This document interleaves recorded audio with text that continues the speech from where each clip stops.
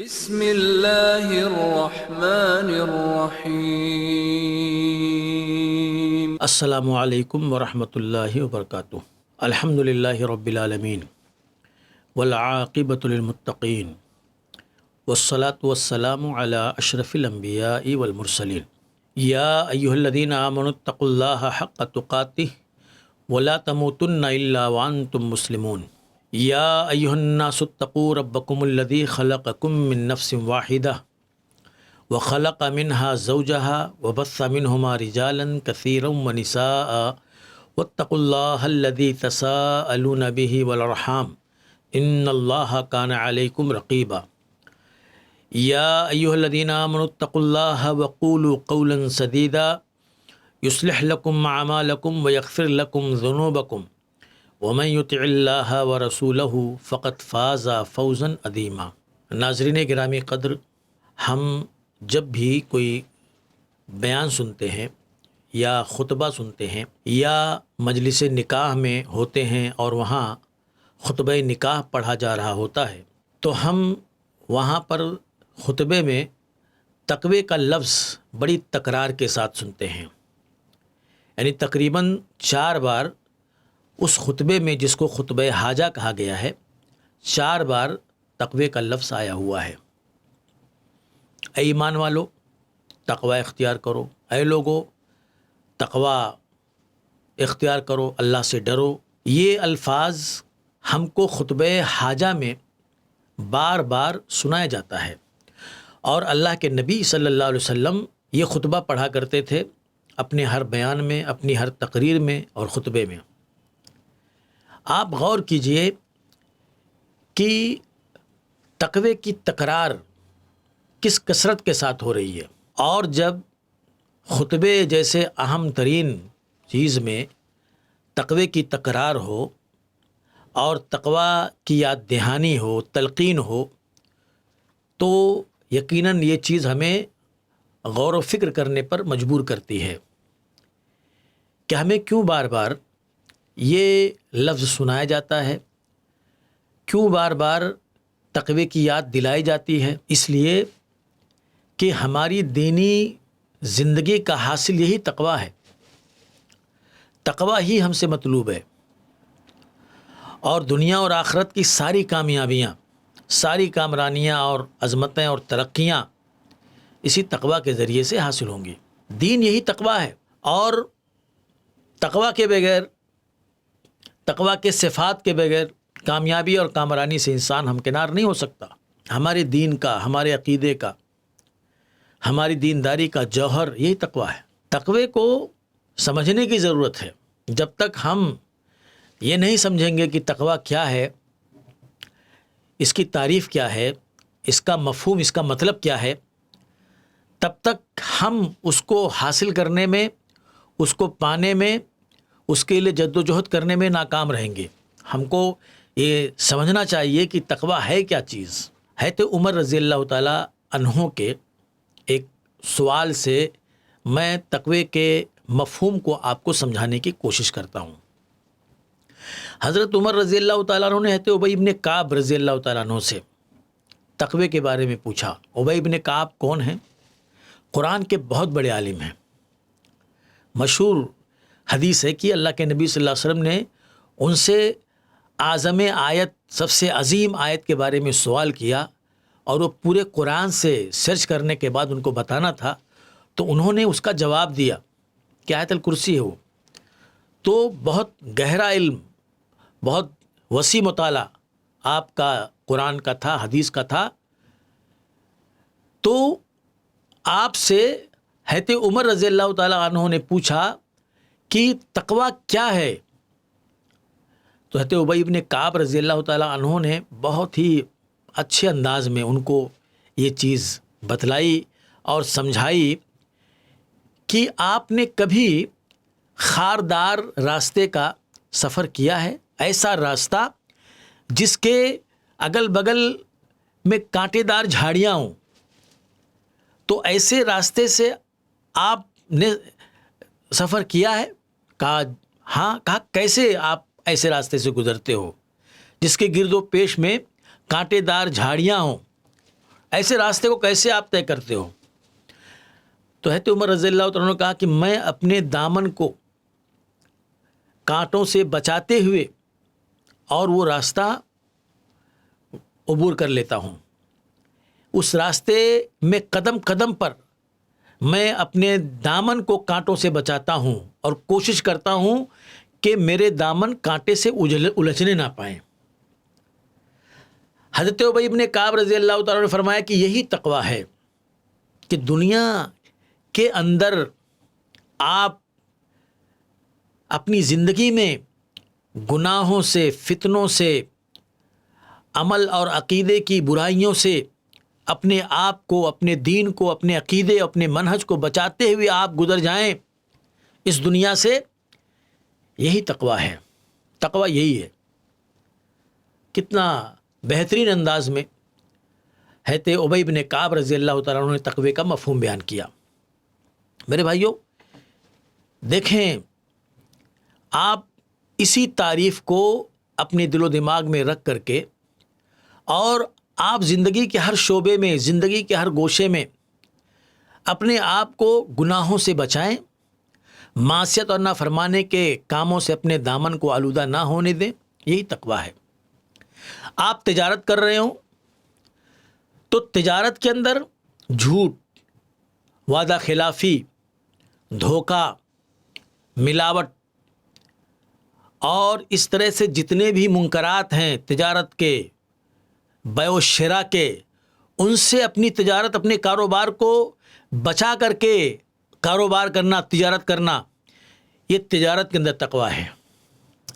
آپ ملازمت کر رہے ہیں تو آپ اپنے سیٹھ، اپنے باس کی خیر میں، معروف میں فرما برداری کریں اور اس کے ساتھ خیانت نہ کریں، دھوکہ دہی نہ کریں، مخلص بن کر کے رہیں، وفادار بن کر کے رہیں، اور جو ڈیوٹی دی گئی ہے، جو کام دیا گیا ہے، اس ڈیوٹی، اس کام کو پورا انجام دیں، کام چوری نہ کریں اور دھوکہ نہ دیں.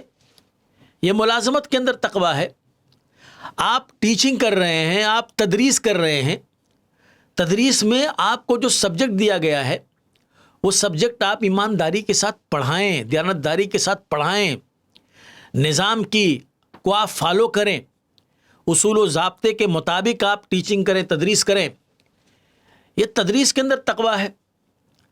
حقوق و معاملات کے اندر آپ دوسروں کے حقوق اور ان کے تئیں اپنی ذمہ داریوں کو آپ نبھائیں، اس کو پورا کریں. یہ حقوق کے اندر تقویٰ ہے. آپ موبائل چلا رہے ہوں تو موبائل کے اندر اس کے منکرات، اس کی برائیوں اور اس کی لعنتوں سے آپ اپنے آپ کو بچائیں. یہ اس کا تقویٰ ہے. آپ راستہ گزر رہے ہوں تو راستے کے اندر اپنی نگاہوں کو نیچی رکھیں اور وہ چیزیں جن کو دیکھنے سے شریعت نے حرام قرار دیا ہے ان چیزوں سے اپنے نگاہوں کو بچائیں، اور شریعت نے چلنے کے جو آداب بتلائے ہیں ان آداب کو آپ فالو کریں. یہ راستہ چلنے میں تقویٰ ہے. ایسے ہی آپ غور کرتے چلے جائیں تو ہر جگہ آپ کو شریعت کی جو تعلیمات اور ہدایات ہیں ان کو اس جگہ پر فالو کرنا، اس کے اوپر عمل کرنا، وہ اس جگہ کا تقویٰ ہے. تقویٰ یہ ہے. تقوی کو آپ اور اچھے انداز میں سمجھنا چاہتے ہیں تو ایک مثال میں اور دوں گا. اللہ کے نبی صلی اللہ علیہ وسلم کی حدیث سے، بخاری شریف کی حدیث ہے وہ، کہ اللہ کے نبی صلی اللہ علیہ وسلم نے ایک واقعہ بیان فرمایا. آپ نے بیان فرمایا کہ بنو اسرائیل کے اندر 2 لوگ تھے. اللہ کے نبی صلی اللہ علیہ وسلم نے 2 لوگوں کا واقعہ بیان فرمایا کہ 2 لوگوں نے آپس میں ایک معاملہ کیا. ایک نے زمین بیچا اور ایک نے زمین کو خریدا. اشترى رجل عقارا، ایک نے زمین کو عقار خریدا، زمین خریدا، ایک پراپرٹی خریدی، اور خریدنے کے بعد وہ اس کے اندر ہل چلا رہا تھا یا اس میں وہ کچھ کام کر رہا تھا تو اس میں ایک برتن ملا، ایک گڑھا ملا. اس نے اس گڑھے کو کھولا تو اس کے اندر اس کو اشرفیاں ملی. اس کے اندر اس کو خزانہ ملا تو اس کا ایمان بہکا نہیں، وہ لالچ اور حرص میں نہیں پڑا، بلکہ وہ ایمان والا تھا، وہ تقوی والا تھا۔ دیکھیے میں تقوی آپ کو اس حدیث سے سمجھا رہا ہوں، کیونکہ آج انسان بہکتا کہاں ہے، آج انسان پھسلتا کہاں ہے؟ جہاں مال کی چمک ہو، جہاں پیسے کی چمک دمک ہو، جہاں اس کو بہت زیادہ دنیوی فائدہ ملنے والا ہو، وہاں انسان اپنے ایمان، اپنے دین اور اپنی دیانت کے ساتھ سودا کر لیتا ہے، الا من رحم ربی۔ تو اس کو وہاں پر ایک خزانہ ملا اور اسے وہ لے کر کے اس شخص کے پاس آیا جس سے اس نے وہ زمین خریدی تھی۔ اس نے کہا کہ یہ آپ کی امانت ہے، اسے آپ لے لیں، یہ آپ کی زمین میں مجھے ملا ہے، یہ آپ کی زمین میں مجھے ملا ہے، اور میں نے آپ سے زمین خریدی تھی، یہ نہیں خریدا تھا، اس لیے اس کو آپ رکھ لیں۔ تو وہ انسان بھی بہت ایماندار، وہ انسان بھی بہت ہی دیانتدار، اور کس طرح سے مال کے فتنوں سے یہ اپنے آپ کو بچانے اور محفوظ کرنے والے لوگ تھے۔ انہوں نے کہا بھائی صاحب میں نے آپ کو وہ زمین بیچی تو اس زمین کے اندر جو کچھ بھی تھا میں نے سب آپ کو بیچ دیا، اب اس زمین کے اندر جو کچھ بھی ہے سب آپ کا ہے، یہ میرا نہیں ہے، میں اس کو نہیں لیتا۔ آپ غور کیجئے کتنا بڑا سبق ہے اس میں۔ یہ تو لمحوں میں، یا جس کو کہتے ہیں راتوں رات مالدار ہونے والی بات، تو یہاں تو راتوں رات مالدار ہونے والی بات تھی۔ آج ہمارے بعض نوجوان شارٹ کٹ انداز میں ترقی کرنا چاہتے ہیں، ان کو شارٹ کٹ چاہیے۔ لوگوں کو دیکھیں گے کہ بڑے بڑے مقامات پر پہنچ گئے، بزنس میں، تجارت میں ارب پتی ہو گئے، کروڑ پتی ہو گئے، تو شارٹ راستہ تلاش کرتے ہیں آگے بڑھنے کا، ترقی کرنے کا، اور وہ جیسا بھی ہو وہ چل پڑتے ہیں، آگے بڑھ جاتے ہیں، اور نتیجہ بہت ہی خطرناک ہوتا ہے کہ انسان کے پاس جو جمع پونجی رہتی ہے وہ بھی ضائع ہو جاتی ہے۔ یہ دیکھیے کتنا بڑا سبق ہے اس حدیث کے اندر ایسے لوگوں کے لیے جو مختصر وقت میں لمبی چھلانگ لگانا چاہتے ہیں، مختصر وقت میں بہت زیادہ آگے بڑھ جانا چاہتے ہیں، دھیرے دھیرے محنت کرنا، کوشش کرنا، دھیرے دھیرے آگے کی طرف بڑھنا، اس پر کم یقین کرتے ہیں۔ دونوں کے لیے موقع تھا کہ دونوں مختصر وقت میں لمبی چھلانگ لگا دیتے، یہ کہہ دیتا کہ ہاں اگر ایسا ہے کہ آپ میری زمین میں آپ کو ملا ہے تو آپ مجھے دیں، یہ میرا ہے، اور وہ بھی اگر نہیں بتاتا تو اس کو پتہ نہیں چلتا۔ لیکن دونوں ایماندار تھے، دونوں دیانتدار تھے، دونوں کے اندر حرص و طمع نام کی کوئی چیز نہیں تھی، دولت اور مال کے فتنے سے اپنے آپ کو دور رکھنے والے لوگ تھے۔ ان کا جھگڑا اتنا بڑھا کہ یہ قاضی کے پاس پہنچ گیا۔ قاضی بھی حیران ان دونوں کی ایمانداری کو دیکھ کر کے۔ قاضی نے جو فیصلہ کیا وہ یہ کہ تم دونوں کے پاس اگر اولاد ہیں،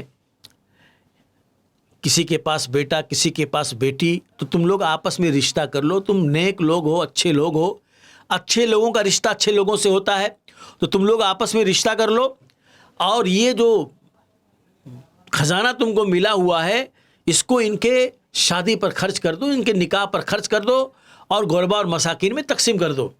پھر دونوں نے ایسی کیا۔ یہاں آپ دیکھیں کس طرح سے تقوی کی روح یہاں آپ کو نظر آ رہی ہے۔ ایسے لوگ متقی ہوتے ہیں، ایسے لوگ پرہیزگار ہوتے ہیں جو حرام سے، جو غلط سے، یہاں تک کہ جہاں غلط کا، جہاں حرام کا شبہ ہوتا ہے وہاں سے بھی وہ اپنے آپ کو بچا لیتے ہیں۔ یہ تقوی ہے۔ تقوی کے بارے میں اور بہت سی تعریفات علماء نے کی ہیں۔ سلف میں بعض نے کہا درع حسین ضد وسا وس الشیطان و فتن الدنیا۔ تقوی کیا ہے؟ ایک مضبوط قلعہ ہے، ایک مضبوط پناہ گاہ ہے۔ کس کے خلاف؟ شیطان کے وسوسوں کے خلاف اور دنیا کے فتنوں کے خلاف۔ یعنی آپ جب تقوی والے ہو جائیں گے تو آپ ایک پناہ میں آ جائیں گے، اللہ کے پناہ میں آ جائیں گے، اور اس پناہ گاہ میں آپ دنیا کے وسوسوں سے اور دنیا کے فتنوں سے اور شیطان کے وسوسوں سے آپ محفوظ رہیں گے۔ تقویٰ ایک ایسی پناہ گاہ ہے، یعنی متقی جو ہوگا اس پر شیطان کا وار نہیں چلے گا، جن کے بارے میں اللہ نے فرمایا تھا کہ میرے جو نیک بندے ہوں گے تیرا ان پر کوئی زور نہیں ہوگا، تو دراصل وہ متقی بندے ہی ہیں جن پر شیطان کامیاب نہیں ہوتا ہے، جن پر شیطان کی کاوار اور شیطان کی جال جن پر کامیاب نہیں ہوتی ہے۔ تو ایک تعریف یہ کی گئی تقویٰ کی۔ حضرت علی رضی اللہ عنہ نے تقویٰ کے بارے میں بڑی جامع معنی اور بڑا ہی الہامی مفہوم اس کا بیان کیا ہے۔ حضرت علی رضی اللہ عنہ نے فرمایا کہ الخوف من الجلیل، تقویٰ کیا ہے؟ خوف جلیل، اللہ کا خوف، جلیل کا ڈر دل میں پیدا ہو جائے۔ العمل بالتنزیل، تنزیل پر عمل، تنزیل یعنی قرآن و سنت کے اوپر عمل، اس کا آدمی پابند ہو جائے۔ والرضا بالقلیل، اور کم پر راضی ہو جائے، اللہ کا دیا ہوا جو کچھ بھی اس کے پاس ہے وہ کم ہے اگرچہ، لیکن اس کو کوئی شکوہ نہیں، اس کو کوئی شکایت نہیں، وہ اس پر خوش ہے، وہ اس پر راضی ہے۔ یہ تقویٰ ہے، وہ اس کو اپنی تقدیر سمجھتا ہے اور وہ یہ سمجھتا ہے کہ میرے لیے خیر اسی میں ہے جتنا اللہ مجھے دے رہا ہے، ہو سکتا ہے اس سے زیادہ مال میرے لیے فتنے کا ذریعہ بن جائے، میرے لیے گمراہی کا ذریعہ بن جائے، تو وہ قلیل ہے سرمایہ، قلیل ہے وسائل، لیکن اس کے باوجود بھی وہ اس پر راضی ہے، خوش ہے، کوئی اللہ سے شکوہ نہیں، کوئی شکایت نہیں، کوئی بے اطمینانی نہیں، آسودگی اور مسکراہٹ کے ساتھ زندگی گزار رہا ہے۔ والاستعداد لیوم الرحیل، اور آخرت کے دن کے لیے تیاری۔ یہ چار چیزیں یہی تقویٰ ہیں، تقویٰ کے صفات ہیں۔ جو آدمی اللہ کا ڈر اپنے اندر پیدا کیے ہوئے ہے، اللہ سے ڈر کر کے زندگی گزارتا ہے، ہر معاملے میں اللہ کا ڈر اور اس کا خوف اس کے سامنے ہوتا ہے، اسی طرح سے قرآن و سنت کی تعلیمات اور ہدایات کے مطابق زندگی گزارتا ہے، اور اللہ نے جو دیا ہے اس کے اوپر راضی ہے وہ، اور آخرت کے دن کی تیاری میں لگا ہوا ہے، تو وہی شخص جو ہے متقی ہے۔ تقویٰ، پرہیزگاری، یہ جو انسان اپنے اندر پیدا کر لے گا، دنیا اور آخرت کی برکتوں سے وہ مالا مال ہوگا۔ دنیا اور آخرت میں اللہ تعالیٰ اپنی رحمتوں اور برکتوں سے اس کو نوازے گا۔ اللہ تعالیٰ نے قرآن مجید کے اندر بیان فرمایا، لو ان اہل القری آمنوا واتقوا لفتحنا علیہم برکات من السماء، اگر بستیوں کے لوگ ایمان لے آئیں، تقویٰ اختیار کر لیں، تو ہم زمین و آسمان کے خزانے کے دروازے ان کے اوپر کھول دیں گے۔ دیکھیے آج انسان جو کساد باداری سے گزر رہا ہے، یا اس کو شکوہ اور شکایت ہے کہ پہلے جیسی بات اب نہیں رہ گئی، اب کمائی نہیں رہ گئی، اب برکتیں نہیں رہ گئیں، تو اس کو یہ دیکھنا چاہیے کہ تقویٰ کا فقدان ہوا ہے ہمارے معاشرے کے اندر، تقویٰ ختم ہوا ہے، اور یہ تقویٰ کا فقدان اجتماعی ہے، انفرادی نہیں۔ یعنی کثیر لوگ ہیں جو تقویٰ کے صفات سے محروم ہو گئے ہیں، وہ اپنی زندگی کے تمام شعبوں کے اندر تقویٰ کو نہیں برت رہے ہیں، اس لیے یہ بے برکتی آئی ہے۔ ورنہ اللہ کا تو وعدہ ہے کہ اگر تقویٰ والے ہو جائیں اور اکثریت تقویٰ والوں کی ہو جائے تو ہم زمین و آسمان کے برکتوں کے خزانے ان کے اوپر لٹا دیں گے، زمین و آسمان کے خزانوں کے دروازے ان کے اوپر کھول دیں گے۔ یہ اللہ کا وعدہ ہے، اور اللہ تعالیٰ نے اپنے اس وعدے کو وفا بھی کیا۔ جہاں جب جس دور میں لوگوں نے تقویٰ کے صفات سے اپنے کو متصف کیا، متقیانہ زندگی اور متقیانہ راستہ اپنی زندگی اختیار کر لیا، تو اللہ تعالیٰ نے اس زمانے اس دور کے لوگوں کو اللہ نے برکتوں سے نوازا، رحمتوں سے نوازا۔ صحابہ کرام رضوان اللہ علیہم اجمعین بعد کے زمانوں میں کہتے تھے کہ ہم نے نبی کے زمانے میں، ہم نے نبی کے وقت میں بڑی مصیبتیں اٹھائیں، تکلیفیں اٹھائیں، لیکن آج ہم انہی لوگوں کو دیکھتے ہیں، ان کی اولادوں کو دیکھتے ہیں کہ وہ کسی نہ کسی شہر کے امیر ہیں، کسی نہ کسی شہر کے وہ گورنر ہیں، اور بڑے بڑے عہدوں پر فائز ہیں، بڑے بڑے مناصب پر وہ فائز ہیں۔ اللہ نے خوشحالی دے دی، اللہ نے وسعت دے دی، فراخی دے دی، اور آج سارے کے سارے لوگ بڑی ہی مسرت و شادمانی کی زندگی گزار رہے ہیں، حالانکہ ان لوگوں نے ایک زمانے میں مشقت اور تکلیف اور مصائب و مشکلات کے دور سے اپنے آپ کو گزارا ہے۔ تو تقوی کے نتیجے میں اللہ تعالیٰ نے صحابہ کرام کو، ان کی اولادوں کو اللہ تعالیٰ نے خوشیوں سے نوازا، رحمتوں اور برکتوں سے نوازا۔ وہی تقوی، وہی للہیت، وہی خشیت، وہی خدا خوفی آج اگر پیدا ہو جائے ہم مسلمانوں کے اندر تو اللہ تعالیٰ ہمیں برکتوں سے نواز دے گا، رحمتوں سے نواز دے گا۔ یہ اللہ کا وعدہ ہے۔ تقوی کا معاملہ یہ ہے کہ تقوی ایک مسلمان کو اپنی زندگی کے ہر شعبے کے اندر اس کو برتنا چاہیے۔ تقوی کے تقاضوں کے بارے میں آپ غور کیجئے۔ تقوی جب پیدا ہوتا ہے انسان کے اندر تو کچھ تقاضے ہوتے ہیں، اور ان تقاضوں کے اوپر آدمی عمل پیرا ہوتا ہے۔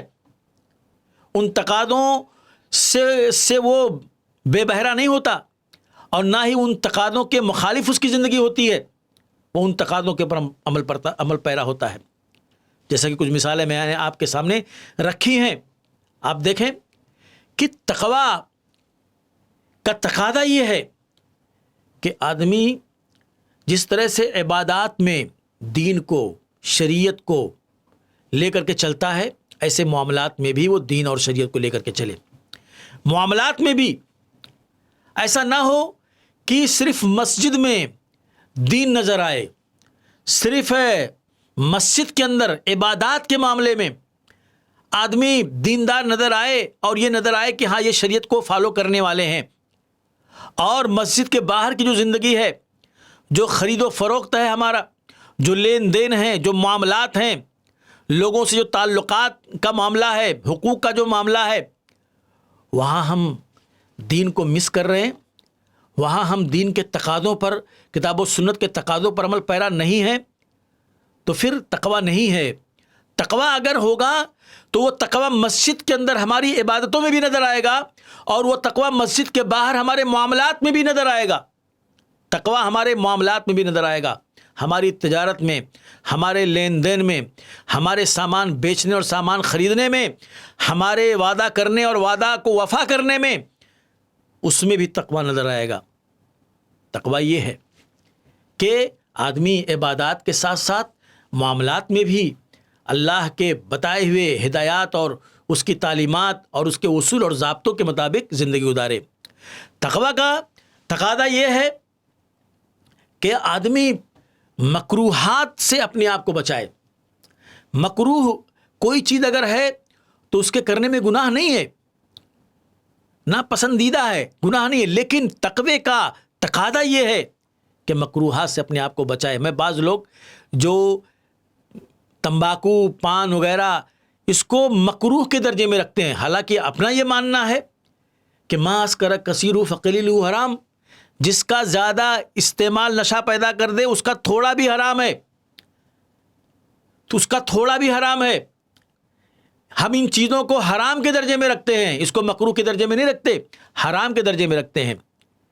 لیکن بعض لوگ اسے مکروہ کہہ کر کے اور اس کو اتنا استعمال کرتے ہیں کہ ایسا لگتا ہے مکروہ نہیں یہ واجب ہے، ایسا لگتا ہے مکروہ نہیں بلکہ ثواب اور اجر کا کام ہے۔ جیسے تمباکو وغیرہ صبح شام دوپہر جب طبیعت مچل اٹھی اس کے لیے تب کھا لیے اور کہتے ہیں مکروہ ہے۔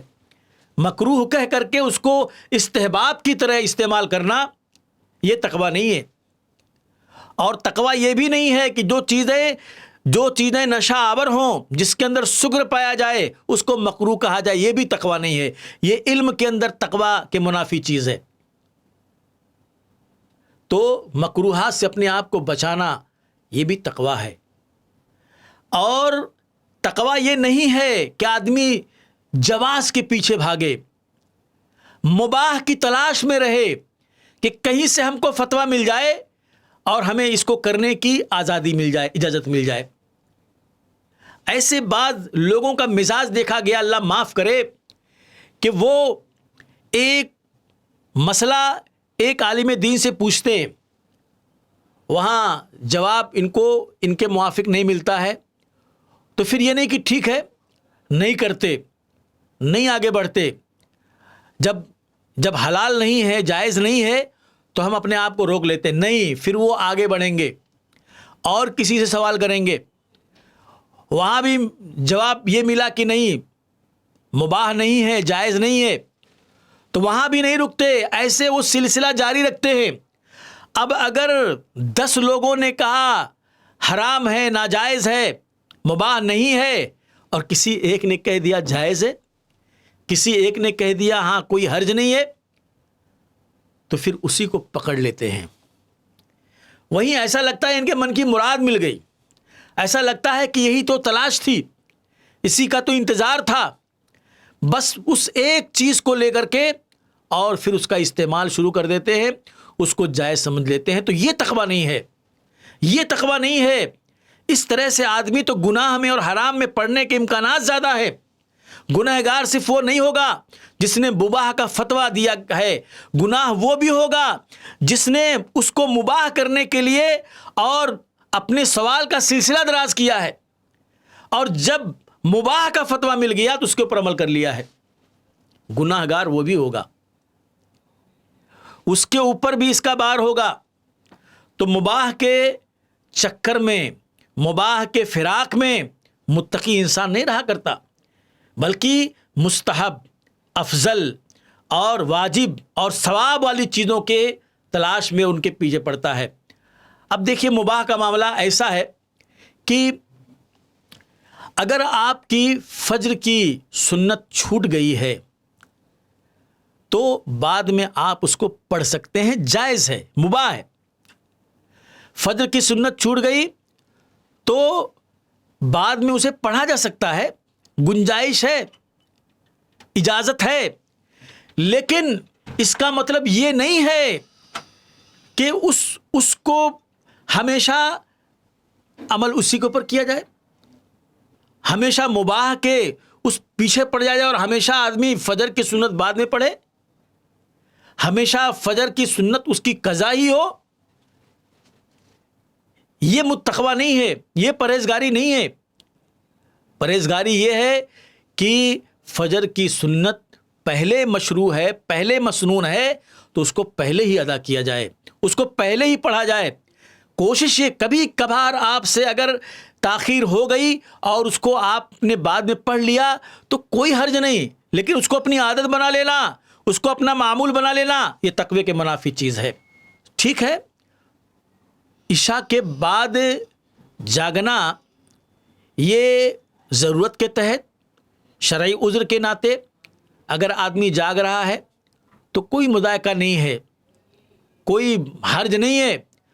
اگر عشاء کے بعد آدمی تاخیر سے سوئے، کچھ صحیح ضرورت کی بنیاد پر، کچھ اپنی مجبوریوں کی بنیاد پر، یہ ایک الگ چیز ہے، لیکن ہمیشہ عشاء کے بعد جاگنے کو آدمی اپنے اوپر معمول سمجھ لے، اپنا ہیبٹ بنا لے کہ نہیں عشاء کے بعد ہم کو جاگنا ہی ہے۔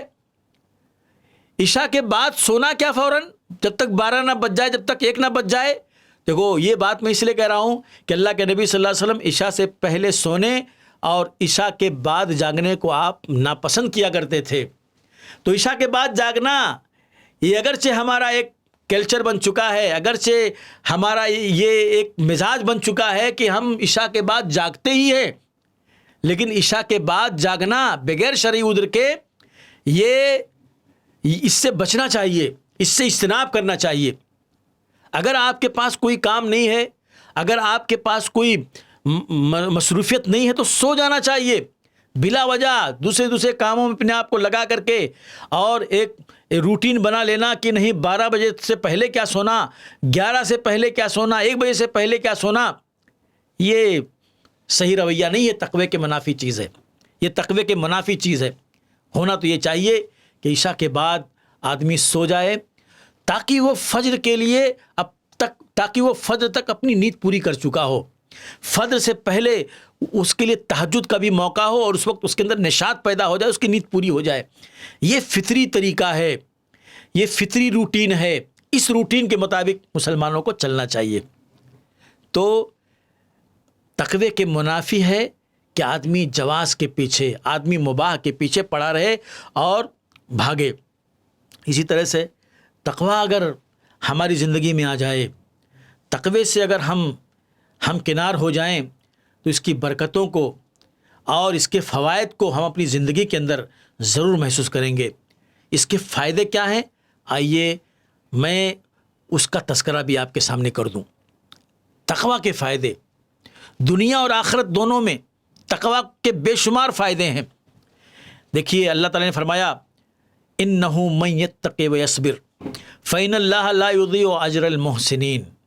جو آدمی تقوی اختیار کر لے گا اور صبر کرے گا، تقوی اور صبر یہ دو صفت جس نے اپنے اندر پیدا کر لی، اللہ تعالیٰ کہتا ہے کہ محسنین کے، احسان کرنے والوں کے اجر کو اللہ تعالیٰ ضائع نہیں کرتا۔ میرے بھائیو، احسان جو ہے یہ ایمان کا مقام بلند ہے۔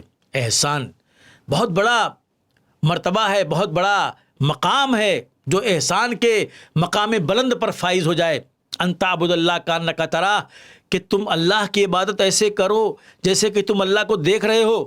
اگر تم نہیں دیکھ رہے تو کیا ہوا، اللہ تو تم کو دیکھ رہا ہے۔ احسان یہ ہے، یہ مقام و مرتبہ جس پر انسان فائز ہوتا ہے، اس کی مومنانہ متقیانہ زندگی قدم قدم پر ہمارے لیے نمونہ بن کر سامنے آتی ہے۔ تو اللہ تعالیٰ کہتا ہے کہ تقوی اور صبر جو اختیار کر لے تو وہ احسان کے مرتبے پر فائز ہوتا ہے، جو تقوی کے تقاضوں کو پورا کرے اور قدم قدم پر جہاں بھی مشکلات ہوں، پریشانیاں ہوں، مخالفتیں ہوں، مزاحمتیں ہوں، وہاں وہ صبر و برداشت کے روش پر قائم رہے۔ صبر کا معاملہ بڑا عظیم ہے۔ ان اللہ مع الصابرین، بے شک اللہ صبر کرنے والوں کے ساتھ ہے۔ تو تقوی اور صبر جو اپنے اندر پیدا کر لے گا تو اللہ تعالیٰ اس کو اس کا اجر دے گا، بدلہ دے گا، انعام و اکرام سے نوازے گا۔ اس کی مثال میں حضرت یوسف علیہ السلام کو آپ کے سامنے پیش کروں۔ حضرت یوسف علیہ السلام نے اللہ تعالیٰ نے ان کو جو مقام دیا، مرتبہ دیا، آپ سے کوئی بات مخفی اور پوشیدہ نہیں ہے، کیا حالات تھے ان کے، کس طرح سے، کہاں سے وہ چلے اور کہاں پہنچ گئے، کہاں سے چلے اور کہاں پہنچ گئے۔ اللہ نے ان کو جو کنویں میں پھینک دیے گئے تھے، بے یار و مددگار تھے، ان کو اللہ نے کچھ دنوں کے بعد مصر کے خزانے پر اللہ تعالیٰ نے ان کو بٹھا دیا۔ مصر کے خزانوں کے مالک ہو گئے، پورے مصر کے اختیارات ان کے ہاتھوں میں آ گئے، وہ فیصلے کرتے تھے۔ تو اللہ تعالیٰ نے یہ جو ان کو مقام اور مرتبہ دیا دنیا کے اندر، یہ ان کے تقوی اور صبر کی بنیاد پر دیا۔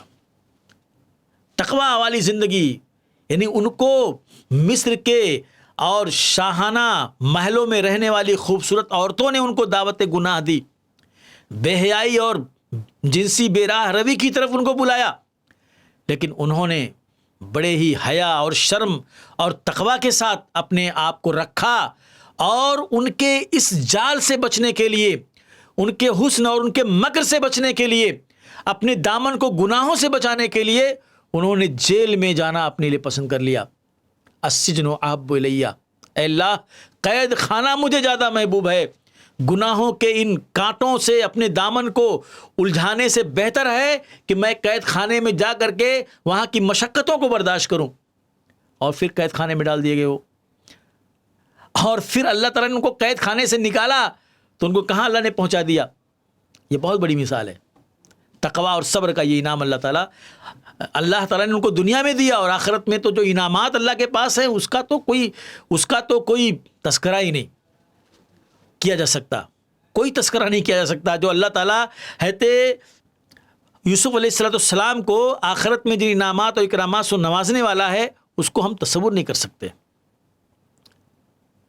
اسی طرح سے اللہ نے فرمایا من یتق اللہ یجعل لہ مخرجا ویرزقہ من حیث لا یحتسب، جو اللہ کا تقوی اختیار کرے اللہ تعالیٰ اس کو مصیبت سے نکلنے کا راستہ دے دیتا ہے، اور اس کو وہاں سے روزی دیتا ہے کہ آدمی سوچ بھی نہیں سکتا، گمان بھی نہیں کر سکتا۔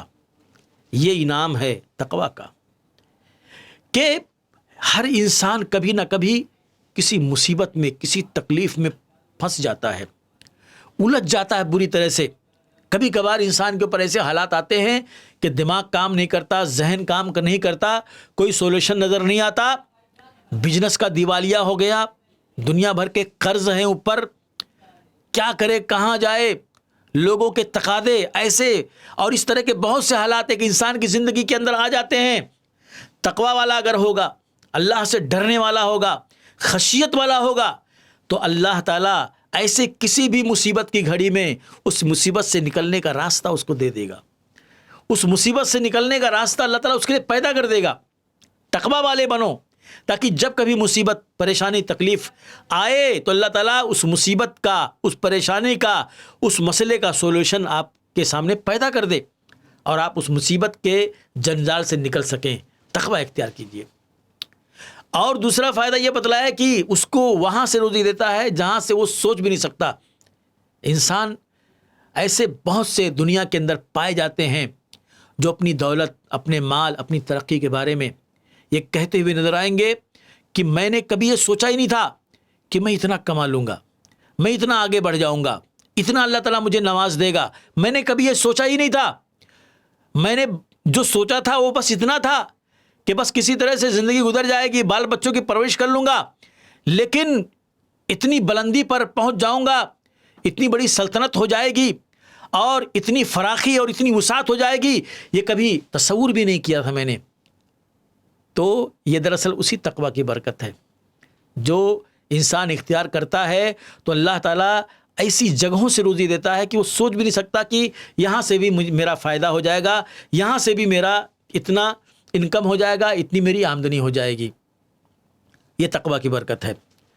تقویٰ کی برکت یہ ہے کہ اللہ تعالیٰ کا قرب اور اس کی محبت انسان کو اس تقویٰ کے ذریعے سے حاصل ہوتی ہے. اللہ کے نبی صلی اللہ علیہ وسلم نے بیان فرمایا، ان اللہ یحب العبد التقی الغنی الخفی.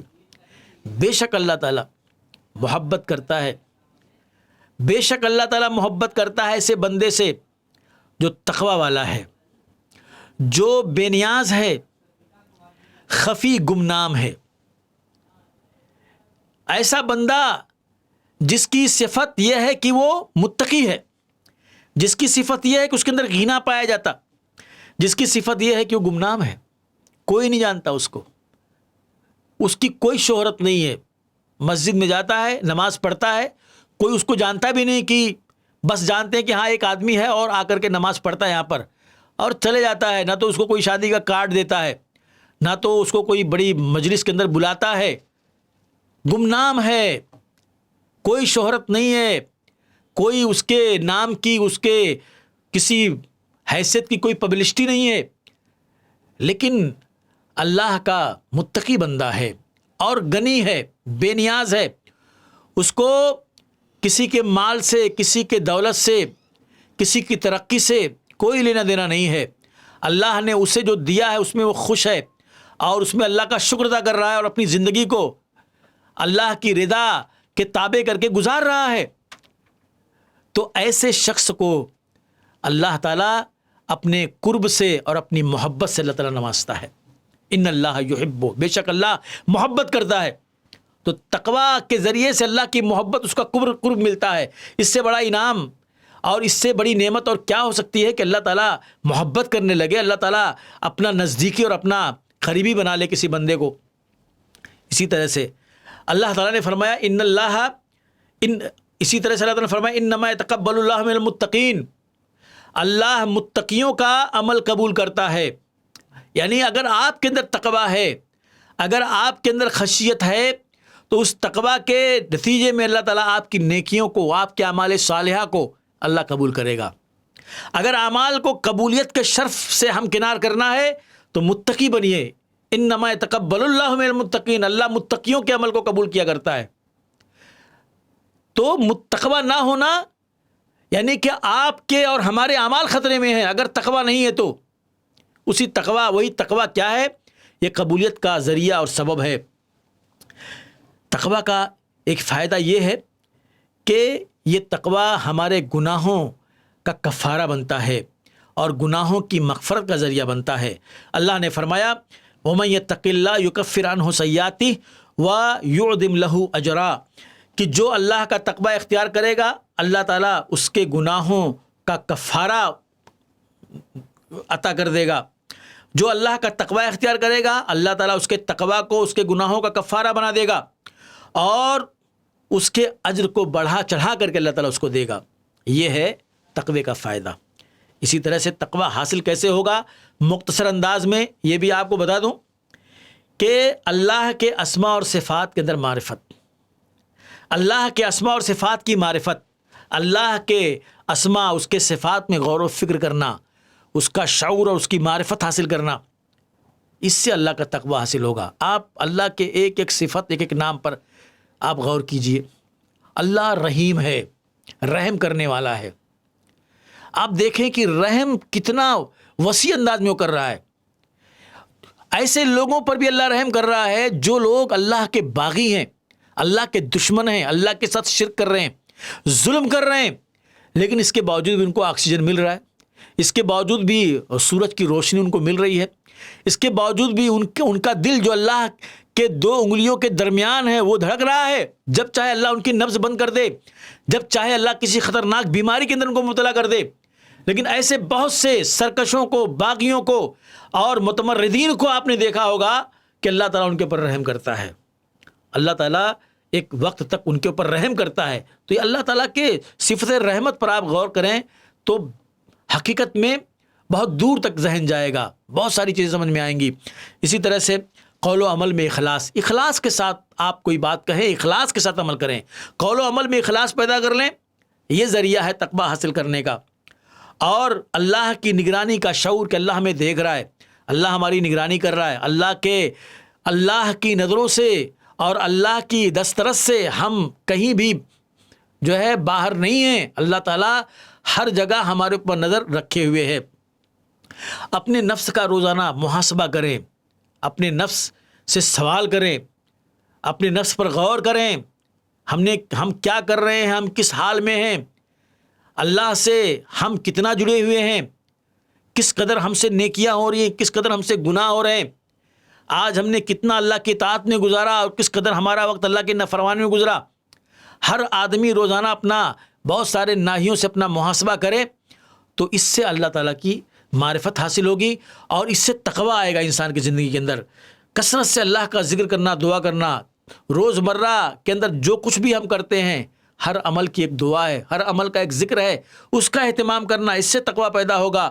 اور صالحین، نیک لوگ جو ہیں، اچھے لوگ جو ہیں، متقی پرہیزگار لوگ جو ہیں، ان کی صحبت اختیار کرنا، قرآن پڑھنا، اس کے اندر تدبر کرنا، اور دنیا سے بے رغبتی، دنیا کے اندر زہد و قناعت کی زندگی اختیار کرنا، زہد و قناعت کو اپنانا دنیا کے اندر۔ یہ جو چیزیں میں نے آپ کو بتلائی ہیں، تقویٰ اگر حاصل کرنا ہے اور حقیقت میں مقام تقویٰ سے کوئی سرفراز ہونا چاہتا ہے تو ان چیزوں کے ذریعے سے اپنے آپ کو تقویٰ تک پہنچائے اور تقویٰ حاصل کرنے اور تقویٰ کمانے کی، تقویٰ جیتنے کی کوشش کرے۔ اور یہ ہمیں کرنا ہے کیونکہ اس کے بغیر کامیابی نہیں ہے، کامرانی نہیں ہے۔ تلک الجنۃ التی نورث من عبادنا من کان تقیا، جنت کا وارث ہم ان کو بنائیں گے جو متقی لوگ ہیں، پرہیزگار لوگ ہیں۔